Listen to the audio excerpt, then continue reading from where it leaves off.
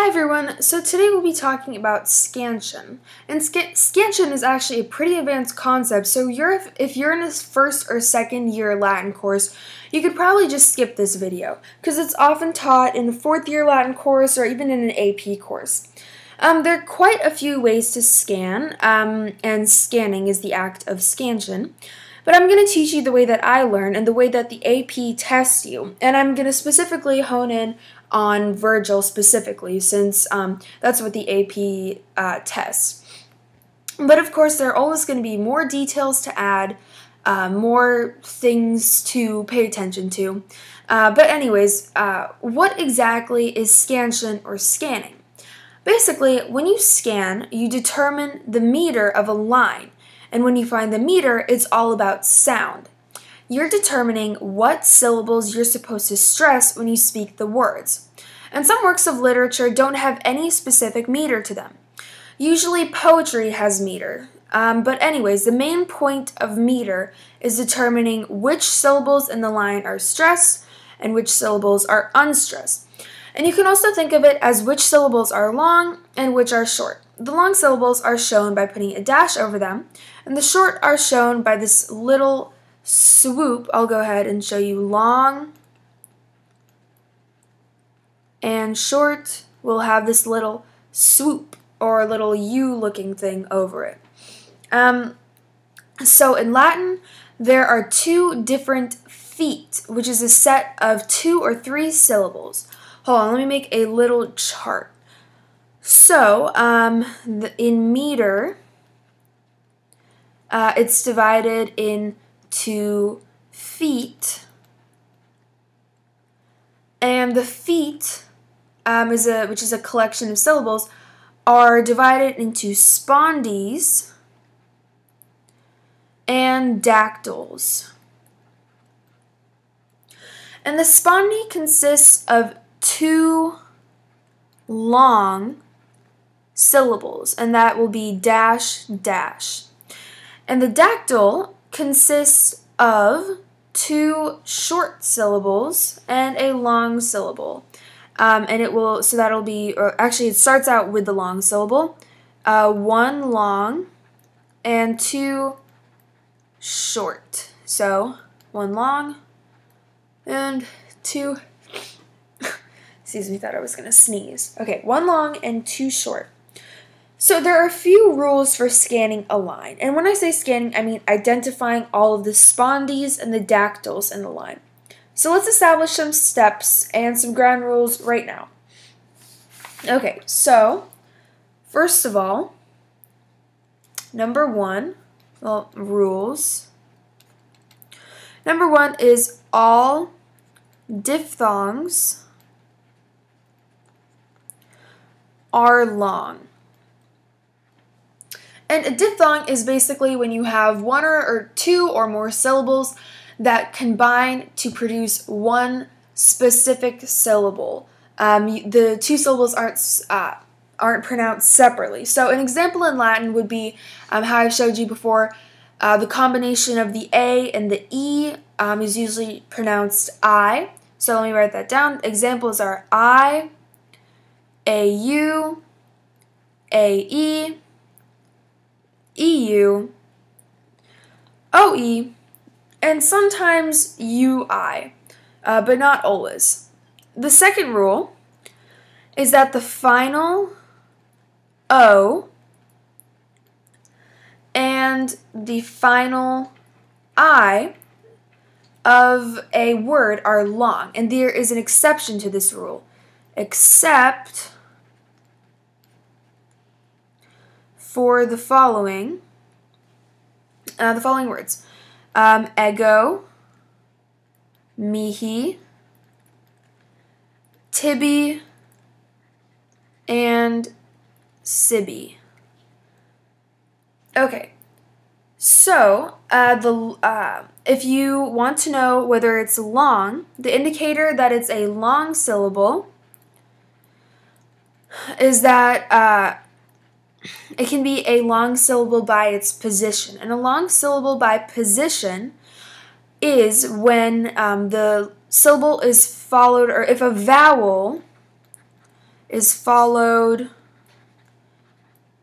spelled that wrong, followed by two or more consonants.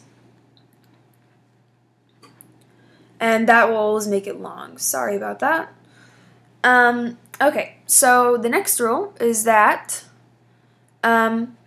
it's always long if it's accompanied by an X or a Z.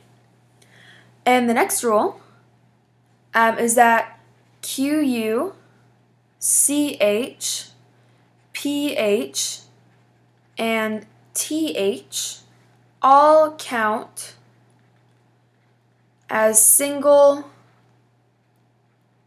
consonants. And by the way, thank you very much to my Latin teacher. She has actually consolidated this list of rules, and it's extremely helpful. It's what got me through Scansion in Latin. It just consolidates everything. Okay, so on to the next one. Next rule is that ignore all H's for the purpose of scansion. So that means that you're just going to go ahead and before scanning, the first step is just to cross off all of your H's. Okay, so the next rule is elisions. Elisions. And that means that if a word ends with a vowel or M, and the next word begins with an H or a vowel, the two syllables combine into one single elided syllable. So let me write that again. Elision, if a word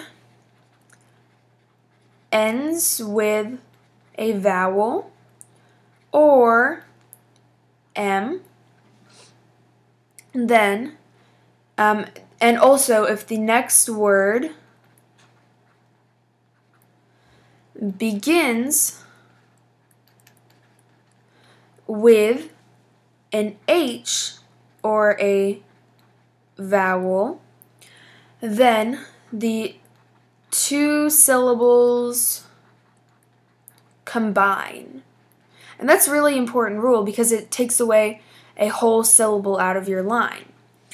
Okay, so last rule, or second to last rule, is if the second word is S or S and the E in the second word is removed, then the word is combined with the first word. Okay, so if the second word of your line is S or S, second word S or est,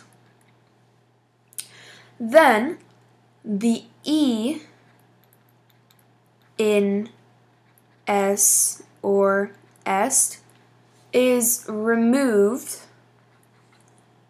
and both words are combined. Okay, so on to our ninth and final rule. And this is specifically for Virgil. It really, really helps. But Virgil is written in a meter called dactylic hexameter. And that tells us three really important points that are key when scanning. First of all, it tells us that the last foot always a spondy. And if you remember, the spondy is just two long syllables. And it also tells us that the second to last foot is always going to be a dactyl. And by default, our third rule that we know is the foot,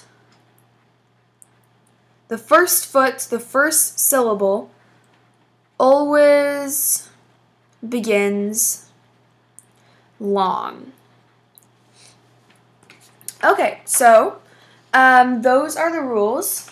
Now I'm actually going to give you a chart, which may seem confusing right now, but I promise it'll make everything easier when you actually start scanning. And don't get intimidated by the chart. It's pretty scary at first, but it actually makes a lot of sense. Okay, so I'm going to make 3 columns. This is the syllables per line. 1, 2, 3.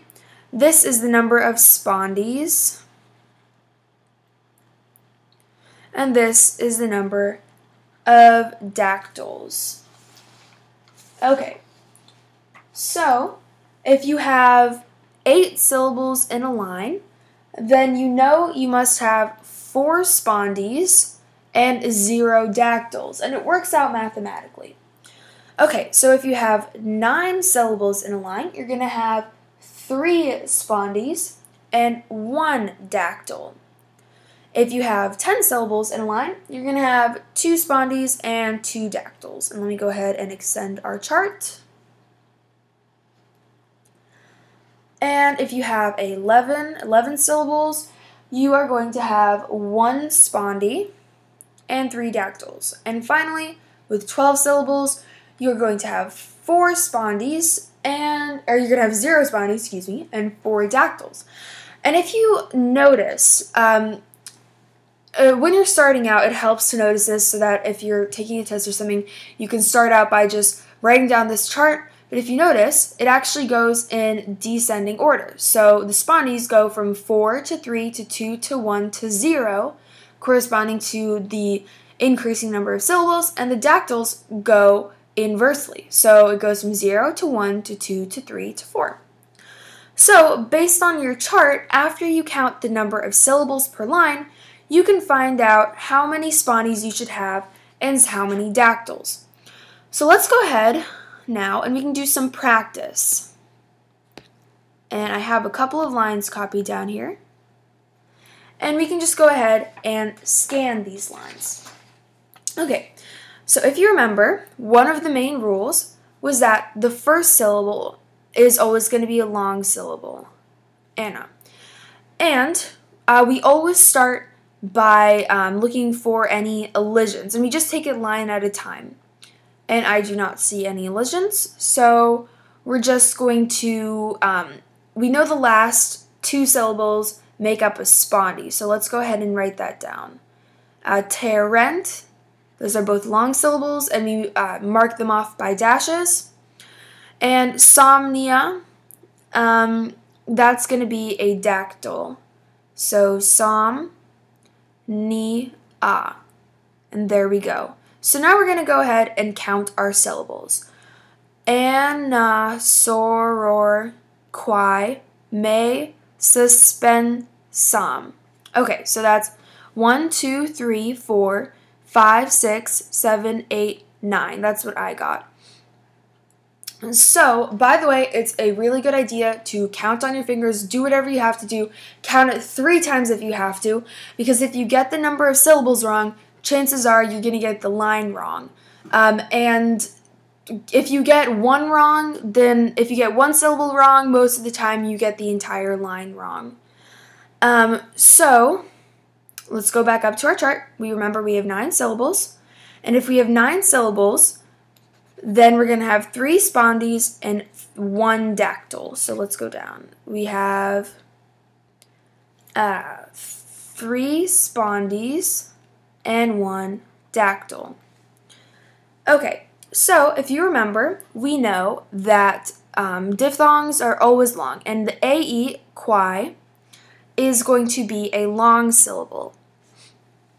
And actually what we should have done before is looked for any elisions. And if you remember, an elision is when your word ends in a vowel or M, and the next word begins with an I. So basically what you do for an elision is you cross off that, and you connect it with that little U underneath, so you know that it's become 1 syllable. And if you were to be saying this, you would say suspensinsomnia. That would be how it works. So let's go ahead and go through the line and see if we can identify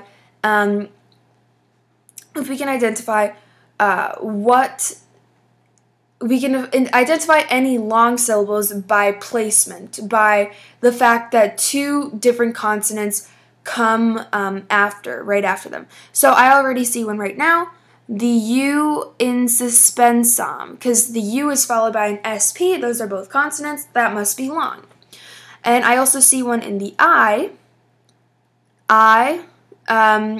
NS. NS is following in the letter I, so those are two consonants. It must be long. And again, with the E. So we can go ahead and mark this off. That's going to be a spondy. And we can also tell that the letter before this must also be a long mark, because it could either be a spondy and a dactyl, and dactyls end in a short mark. So we're going to go ahead and put a long mark right here and cross it off. And so we have one dactyl left and one spondy. And by default, you can tell that's going to be a short mark and that's going to be a short mark, because the O, the next letters are the R and the Q. Okay, so there we go. It was that easy. And if you want, you can pause the video and you can type or write on a piece of paper this line below, the last two lines, and try it yourself. But I'm going to go ahead and go through them now. And again, we start out by looking for any elisions, and I don't see any. You're looking for the end of the words if they end in a vowel or an M, and I don't see any. So our next task is to put a long mark over the first syllable, and a spondy in the last two syllables, and a dactyl, sedibus, in your last three leading up to that. And it helps to say the last five syllables to make sure it's five. Sedibus hospes, and that is 5 syllables. I just counted on my finger. Okay, so let's go ahead and count. Quis novus hic nostris successit. That's 1, 2, 3, 4, 5, 6, 7, 8, 9. And again, it's great to double check. 9 syllables, and as we know, just like before, 3 spondies and 1 dactyl. And we can tell that by looking at our chart. And we'll go ahead, scroll back up to it, right there. 9 syllables, 3 spondies, 1 dactyl. Okay, so let's go back down to our line that we've been scanning. Okay, so we're going to start out by looking for the long marks. And by the way, you can cross off this H, because that's one of the rules. Don't pay attention to any H's.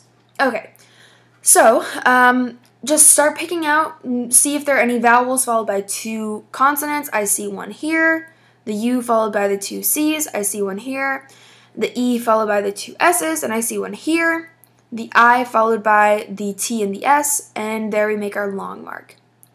I also see one here with the nostris, and plus it would have to be a long mark, since the syllable afterwards is a dactyl, and is a long mark, and you can't form a dactyl with a long mark at the end.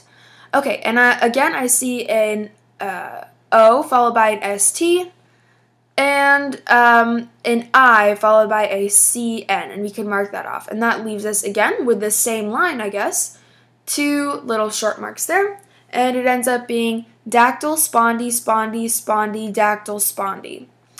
Okay, so let's go ahead and let's do this last one as well. Actually, I just realized that this last line is the exact same meter as the 2 lines before it, so I think you get the idea. And the best way to practice is just to go through your book, Virgil or other poetry book, and just to pick out a line and scan it. And you can ask your teacher if it's right, and if you want, you can email me your scanning, and I can try to tell you if it's right or not. I'll do my best. But anyway, this is with scanning, and I know, of course, it seems very crazy and difficult, but once you get the hang of it, it's pretty easy. You just need to remember your steps and your rules, and especially the last rule about the dactylic hexameter for Virgil is especially helpful. And actually, the chart is not necessary. It was actually made by one of my teacher's older students. He made this chart just by his intuition, but it's extremely helpful. And even if you don't use it to, make your first decision about where all the spondies and dactyls go, I think it's still really a good way to check your work and make sure that you don't have too many spondies or dactyls. And again, I'll say this once, I've said it twice, I'll say it again. You need to check your line, make sure you have the right number of syllables. Like, I don't care if you do it 3 times, because I've done this before. You count the wrong number of syllables, and it's devastating because you get the whole line wrong. Oftentimes it's like 5 points off. Count on your fingers, do whatever you need to do. But there you go, that was Scansion, and thank you for watching.